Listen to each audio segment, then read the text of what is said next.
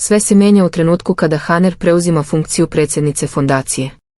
Iako je to čin koji bi trebalo da bude krunisan ponosom, senke nepoverenja i spletki prate svaki njen korak. Jedan od donatora najavljuje veliku novčanu pomoć, ali pod uslovom da provede veče uz večeru sa njom. Ponuda deluje jednostavno, ali u njoj se krije opasna igra moći. Haner osjeća težinu odluke između etike i ambicije, između dostojanstva i dužnosti prema ciljevima koje je sama sebi postavila. U istom trenutku, Engin i Sla pokušavaju da joj pruže podršku, sedeći zajedno u kratkom trenutku predaha. Ali ni tišina među njima nije spokojna, u njoj bruji sumnja, neizgovorene istine i potisnute emocije. Kada Sla napušta prostoriju pod izgovorom da mora u kupovinu, u vazduhu ostaje trag nečeg nedorečenog. Cihan, daleko od svih, sedi sam u svojoj sobi. Njegove misli su oštrije od noža. Posmatra svet kroz filter nepoverenja i u svemu vidi prevaru. U njegovim očima Haner ne pripada više onoj osobi koju je nekada poznavao. Gleda u zid, ali u stvari gleda u sopstvenu ogorčenost. Misli da ona ne može voditi fondaciju, da je sve to samo predstava, još jedan od njenih načina da se prikaže kao heroj dok skriva svoje slabosti. Dok se mrak spušta nad vilom, koraci Sle odzvanjaju hodnikom. Ušla je u Cihanovu sobu bez straha. U njenim očima ogleda se odlučnost, u njegovima podsmeh i ravnodušnost. Reči koje padaju između njih pretvaraju se u tihe udarce, u oružje koje ne ostavlja rane na telu, već na duši. Kada ona odlazi, iza sebe ostavlja tišinu koja peče više od bilo kog krika.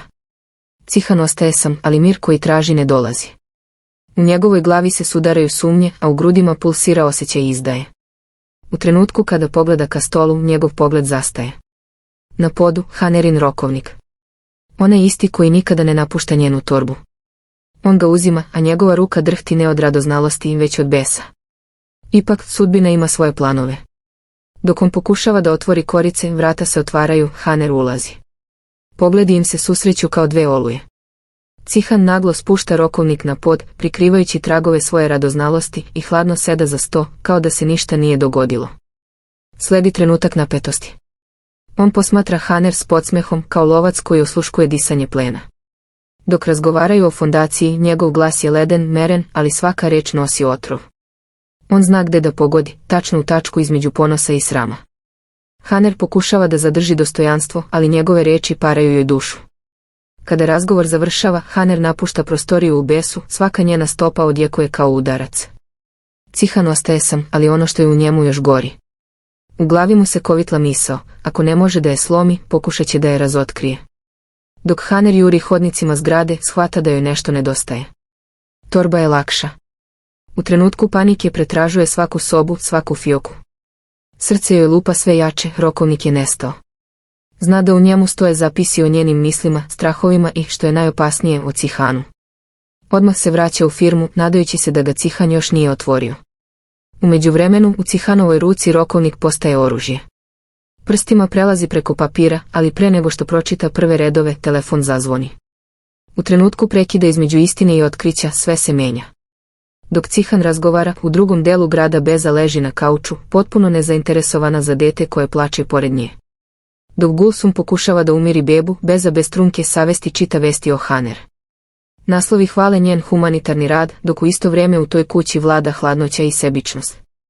Na ekranu njenog telefona Haner je prikazana kao simbol dobrote, ali iza kulisa, u stvarnosti, svaka duša u toj porodici nosi masku. U istom trenutku Haner ulazi u kancelariju, oči joj traže jedan predmet, svoj rokovnik. Dok se Cihan okreće, pogled mu je hladan, ali on već zna, istina je bila u njenim rukama, sada je u njegovim mislima. Iako ništa ne kaže, ona osjeća da ju je pročitao, da zna sve. Napetost raste, vazduh između njih postaje gust kao olovo. Svet spolja teče dalje, ali u toj sobi, u tom trenutku, vreme staje. Dva života, povezana ljubavlju, ogorčenošću i tajnama, stoje na ivici nove katastrofe. I dok Cihan završava svoj poziv, Haner drži rokovnik u rukama, pitajući se da li je stigla na vrijeme ili je već sve izgubljeno. Posle onog poziva, Haner se osjeća kao da je svaki pogled uperen u nju. Pitanja, sumnje, tajne, sve to visi u vazduhu. Odlazi iz kancelarije bez reči, odlučna da sačuva barem malo dostojanstva. I dok joj koraci odjekuju hodnikom, u mislima razgovara sa nerođenim detetom, da je njegov otac ikada pročitao istinu, sve bi bilo izgubljeno. Kasnije odlazi pred bratovu kuću. Stoji u senci, posmatra prozore koji kriju uspomene iz detinjstva, one u kojima su se smejali, plakali i gde su nekada bili porodica. Na trenutak vidi Cemila i Emira kako izlaze napolje da igraju loptu. Gleda ih s tugom, kao da je svaki njihov pokret podsjeća na nešto što više ne može imati. Tiho se okrene i nestane u večernjem sumraku. U međuvremenu Melih se vraća iz kupovine. Umoran, ali zamišljen. Na stolu ga čeka tanjir omiljenog kolača od bundeve. Zastaje, seti se riječi koje mu je majka nekad govorila: ljubav je čudna stvar, čak i kada si povređen, ona ne prestaje da brine. Pogleda tanjir i promrmlja: sinu si slomio srce, ali još misliš na njega. Ipak osjeća da ne može samo posmatrati kako se sve raspada. U drugom delu grada Mukader luta mislima. Njena sumnja raste, kako je Dera saznala za lažnu trudnoću. Da li ima saučesnika? Sumnje se množe, a njeno srce se steže od straha. U tom trenutku vrata se otvaraju, Haner se vraća kući, iscrpljena, ali odlučna da ne pokaže slabost. Istog dana Mine pada na stepenicama, a Melih joj instinktivno pomaže. Sinem to vidi i planu od ljubomore. Napetost među njima postaje gotovo nepodnošljiva, a Melih ostaje zarobljen između savesti i tihe krivice. Kada padne noć, svi sede za stolom. Tišina je gusta kao magla. Melih pita kako ide posao u kancelariji. Haner tiho odgovara da je bila kod brata, da je donirala posljednji dinar. Melih vidi u tome znak pomirenja. Kaže joj da je napravila korak, baš kao i on. Ali Haner ne može da veruje u mir. Pita ga šta bi bilo da je on otpusti. Melih je uverava da to neće učiniti. Po prvi put posle dugo vremena u njenim očima zatreperi tračak nade. Međutim, dok se nada rađa, u senci Beza i Nusret smišljaju planove da je se otarase. Kod kuće, Haner nastavlja da radi na projektu fondacije. Izvlači svoj stari dnevnik i piše o svemu što osjeća, o Cihanu koji joj je i rana i spas. Reči klize po papiru kao suze koje se nikada ne usude da padnu. Melih ulazi s čajem u ruci, tiho joj ga pruža. Razgovaraju o donacijama koje nisu dovoljne. Haner priznaje da Cihan možda ima pravo, da neće uspjeti. Melih je pokušava umiriti, možda neko drugi čuje tvoju priču, možda se nada vrati. Ali u njenoj glavi odzvanja poziv koji je nedavno dobila, poziv na večeru. Neko je želi vidjeti, neko bogat, moćan. Cihan i Engin su rekli da nema ničeg lošeg u tome, ali ona zna da iza svake lepe reči vreba zamka. Melih joj ne daje savjet, kaže samo, razmisli pa odluči sama. Haner zna da ponuda znači novac, dovoljno da fondacija preživi. Ipak, zna i da bi to moglo da je uništi. U tom trenutku Cihan otvara torbu punu novca. Pogled mu je hladan, odlučan. Odigrala si svoj potez, šapuće sebi, sada je red na mene, ponovo koje planove, večeru koja bi mogla da preokrene sve. Kasnije, Haner se vraća kod brata. Cemil je zatečen, ne veruje da je stvarno došla. Pita je zašto se pojavila. Ona kaže da je vidjela njegovo ime na spisku donatora i da je to dirnulo do suza. Cemil joj odgovara da to nije učinio zbog nje, već zbog siromašnih. Ali u njegovom glasu titra emocija koju ne može sakriti. Haner ga gleda s ljubavlju, s bolom koji razara i priznaje da joj nedostaje svaki dan. Cemil ćuti, ali njegove oči su pune suza, sve ono što riječi ne mogu izreći, sada govori tišina. U toj tišini, svet Gelin se ponovo raspada i ponovo rađa. Svaka laž ima cenu, svaka odluka otvara novu ranu. A Haner, zarobljena između prošlosti i budućnosti, zna da nijedan put više ne vodi unazad. Haner, slomljena od čežnje i krivice, korača ka bratovoj kući. Nije više mogla da izdrži tišinu, ni sećanja koja su joj progonila svake noći. Srce joj lupa, svaki korak odzvanja kao greh koji ne može izbrisati. Kada se konačno našla pred Cemilom, njegove oči bile su pune bola i neverice. Haner mu govori da je vidjela njegovo ime na humanitarnoj večeri, da ju je to dirnulo do suza. Ali Cemil je hladan, kaže da je sve to učinio zbog siromašnih, ne zbog nje. Te reči bole više nego bilo koji prekor. Ipak, u njegovom pogledu ima trunke ljubavi, one zakopane ispod slojeva ponosa i izdaje. U istom trenutku u drugom delu kuće Beza nemarno ljulja bebu.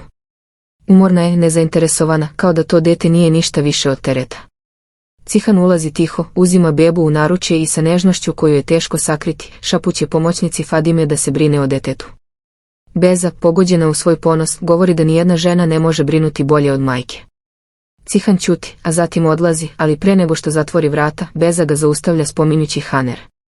On, s pogledom ledenim od bola, samo izgovara da ima posla i nestaje iz sobe. Cemil, koji je sve to posmatrao izdaleka, prilazi Haner i tiho joj priznaje da ju je i on poželeo. U tom trenutku vreme staje. Ona ga grli, ali on, zarobljen u sopstvenom ponosu, ne može da oprosti. Vrata se zatvaraju pred njenim licem. Zvuk tog zaključavanja odzvanja u njenim mislima kao kraj svega što je nekad bilo porodica. Sutradan Haner odlazi u firmu. U prostoriji zatiče Cihana, a na njegovom stolu torba. Nema pojma odakle je došla. Cihan joj kaže da je već bila tu kad je stigao. Sve izgleda sumnjivo.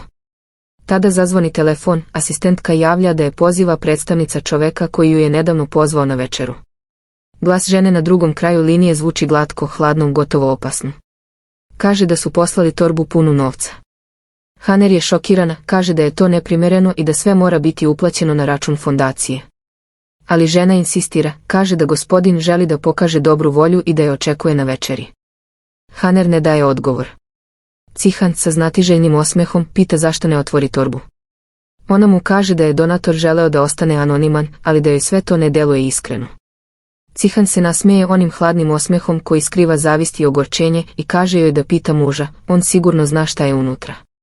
Haner mu odgovara da taj čovjek nije njen muž, da ga jedva poznaje. Cihan joj ironično kaže da vidi koliko je taj svijet poštuje. Njegove reči bodu, ali ona ćuti. U međuvremenu, u drugom delu grada, Beza dolazi kod Mukader, uznemirena i ljubomorna. Žali se da njen muž sve češće odlazi kod te druge žene. Mukader je hladna i proračunata, kaže joj da Haner nosi dete drugog muškarca i da mora da bude strpljiva, da će sve uskoro pasti na svoje mesto. Beza, povređena i besna, priznaje da joj muž više ne prilazi. Mukader je umiruje, moraju ćutati i niko ne sme saznati za njihovu tajnu.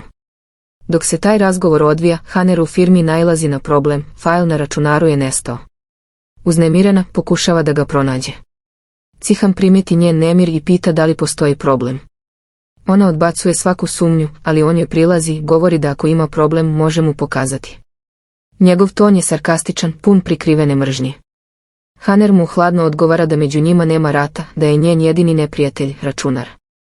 Ipak, Cihan dolazi bliže i počinje da pretražuje fajlove. Njegove oči postaju tamne, a tišina između njih postaje napetija od ikad. Posle nekoliko minuta pronalazi fajl. Na ekranu se pojavljuju podaci o fondu, o Mukader, Bezi i Onc. Iza tih imena krije se prošlost koju bi svi želeli da izbrišu. Cihan sve povezuje, shvata da postoji tajna koju deli samo mali krug ljudi i da bi svaka greška mogla da razotkrije sve. Kasnije tog dana Mukader panično pita Bezu da li je nešto rekla. Beza, preplašena, tvrdi da nije. Mukader joj naređuje da ćuti, da zaboravi sve o Onc, ženi koja je nekada znala previše i koja je, po svemu sudeći, nestala pod misterioznim okolnostima. Dok se sve te niti zapliću, svet Gelin postaje mreža laži, tajni i potisnutih osjećanja. Haner, rastrzana između dužnosti i ljubavi, stoji na ivici ponora. Cihan, vođen ljubomorom i strahom da je izgubi, počinje da planira nešto što bi moglo sve uništiti. Mukader i Beza, vezane istom tajnom, ne znaju da je istina već na putu da izađe na svetlo dana. I dok se noć spušta na grad, svaki od njih nosi svoj greh. U tišini, Haner otvara torbu koju je ignorisala, unutra je više novca nego što je ikada vidjela. Ali među novčanicama nalazi i nešto drugo, pismo bez potpisa, sa samo jednom rečenicom, sve ima svoju cenu. Kasna noć se spuštala nad gradom, a oluja emocija koju su izazvali Haner i Cihan tek je počinjala. Tišina u kancelariji bila je gotovo sablasna. Svetlost monitora obasjavala je Cihanovo lice dok je pokušavao da otvori datoteku koju je dobio od Asemin. Ali fajl je bio zaključan. Iza te tehničke prepreke krila se senka istine koja bi mogla srušiti sve. Cihan je osjetio da to nije običan dokument, bilo je to nešto što bi moglo promeniti sudbinu svih. Pokušao je da ga pošalje Haner, da ga zajedno pogledaju, a zatim zauvek obrišu. Haner mu se zahvaljuje na pomoći, ali on, hladan i proračunat, odmahuje rukom, nije to ništa, kaže pogledom, iako u sebi osjeća da je upravo otvorio vrata pakla. Spakovao je svoje stvari i predložio joj da idu zajedno kući, ali Haner odbija. Kaže da ima još posla. On se zaustavlja na vratima, pogleda je posljednji put i napominje joj da ne kasni na večeru. Ona mu ne odgovara. Vrata se zatvaraju, a iza njih ostaje nemir koji raste kao oluja u grudima. Nekoliko minuta kasnije Engin ulazi u kancelariju. Donosi mir, ali i težinu istine. Haner ga zove da pita nešto o računaru, ali njihov razgovor prerasta u dilemu koja će odlučiti njen život, da li da ode na večeru s čovekom koji je poslao torbu punu novca. Engin joj ne daje odgovor, samo joj kaže da mora sama odlučiti.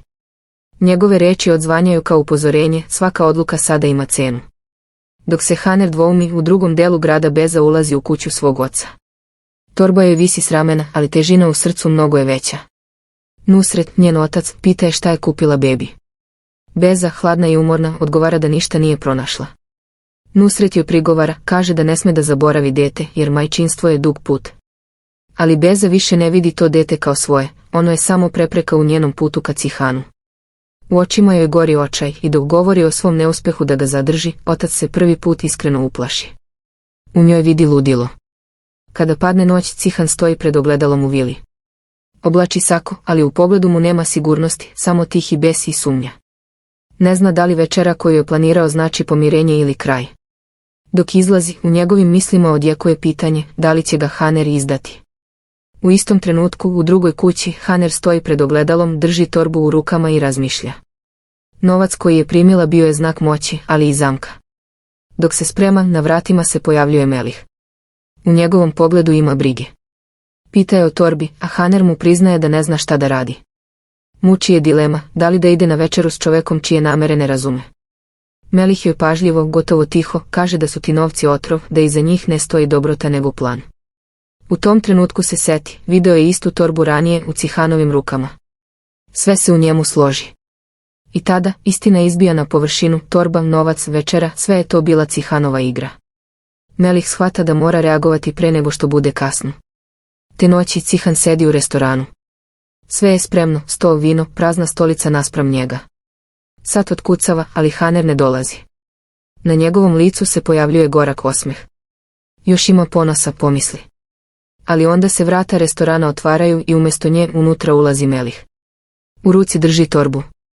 Njihovi pogledi se ukrštaju kao dve oštrice spremne za udarac. Melih spušta torbu na sto i kaže mu da je trebalo da zna da je on iza svega. Cihan se nasmeje, ali taj osmeh je pun otrova. Između njih više nema granica. Reči koje razmenjuju pretvaraju se u prijetnje, u otvoreni rat. Cihan puca od besa, preti da će ga uništiti, ali Melih mu hladno uzvraća. Ako neko treba da umre, to si ti, ali ja imam sina i neću dozvoliti da odrasta u senci tvoje mržnje. Tog trenutka Cihan gubi kontrolu. Njegov plan je propao. Haner ga nije poslušala, Melih ga je razotkrio, a igra moći u kojoj je mislio da vlada pretvara se u ruševinu. U kući Haner sedi u tišini. Svetla su prigušena, a pogled joj luta po praznom dnevnom boravku. Zna da ništa više neće biti isto. Melih se vraća, umoran ali odlučan i donosi mir koji odavno nije osjetila. Cihan je izgubio svoj uticaj, bar za sada.